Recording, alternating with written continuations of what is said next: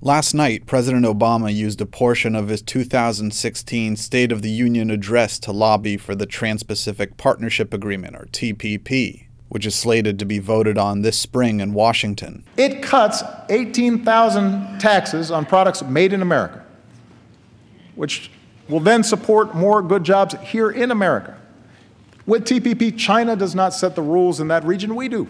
You want to show our strength in this new century? Approve this agreement. Give us the tools to enforce it. But critics of the TPP say the United States-China contention is a red herring. Instead, the TPP represents a huge victory for multinational corporations that have devised a complicated system where they can sue foreign governments for interfering with their profits. Even though the treaty is negotiating between governments, it's a private corporation that can then try to enforce this treaty outside of the courts in private tribunals. Melinda St. Louis is part of Public Citizens Global Trade Watch and says that the TPP's accountability system under what's called Investor-State Dispute Settlement, or ISDS, heavily favors corporations by allowing them to sue governments if they pass laws that threaten a company's profit margin. They're made up of 3 private lawyers who determine whether the extreme investor rights that have been included in the treaty have been violated. And then that tribunal of 3 private lawyers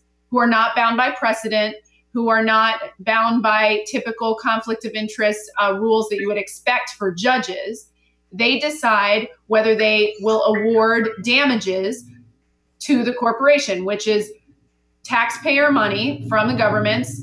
And it has been in the order of millions or even billions of dollars in taxpayer damages, compensation to corporations. And the violations of the rights that they are claiming are our laws, our judicial decisions, or administrative acts. Proponents of the TPP say it's the most progressive trade deal in history because it protects labor and the environment. But deep inside the rabbit hole are another set of rules called Most Favored Nation rules, or MFN rules, which allow multinationals to circumvent almost any regulation from existing trade deals, including the quote-unquote most progressive ones from the TPP. And what that means is that a government has to provide the same treatment to an investor from a TPP country as they provide to any other country in any other treaty that they have. And so through that mechanism, it's actually possible for investors to sue through one treaty, but say, we actually want the protections that were included in a third treaty that that our government isn't even a part of. ISDS and MFN rules are bolstered by the fact that they are privileges only corporations can enjoy. It's only corporations that can bring cases. Governments can't bring cases. There are defendants, but a government cannot challenge a corporation. As if the balance couldn't be tipped anymore, corporations increase their odds of winning lawsuits by engaging in a practice called stacking. What corporations will do when they launch an investor-state case is they will stack, and they'll basically say, the violations of our rights have been indirect expropriation, minimum standard of treatment, proportionality. They'll basically list all of the standards that are in the treaty, hoping that at least one of them sticks. That, in fact, has happened a lot. In fact, the minimum standard of treatment is the standard by which most investors have received awards and kind of positive outcomes for the investor, because it is so broad and can be interpreted so broadly. Put all those privileges together and you get a judicial system that allows for some absurd lawsuits that are completely legal.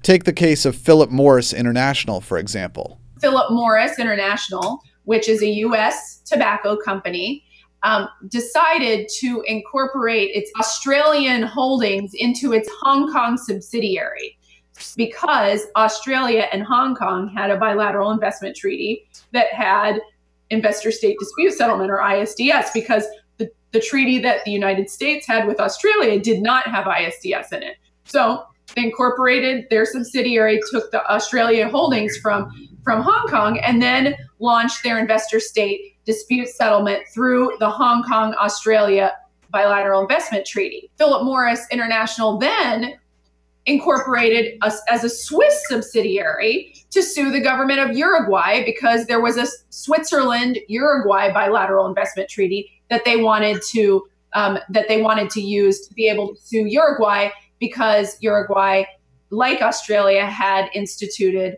tobacco control legislation that was meant for public health purposes. Last month, Philip Morris lost the case in Australia, but St. Louis says that even when corporations lose, they win. Because just the mere threat of these types of cases can, especially for a small country, can mean millions of dollars just in legal fees. And so it will make them think twice about enacting a policy that a corporation doesn't like. The 12 member countries of the Trans-Pacific Partnership already have a total of 35 investment treaties between themselves. But if the TPP goes through, that number could close to double the number of options multinationals have to sue foreign governments. The United States hasn't dished out any money to multinationals from ISDS disputes, but that could change very quickly. Last week, the Canadian energy company TransCanada announced it was suing the United States using the North American Free Trade Agreement over the Keystone XL pipeline rejection. TPP does expand the liability and the danger much more than we had before, because not only does it increase the number of treaties that companies can use, but it's the first time that the United States has had this type of mechanism in a treaty with multiple developed countries.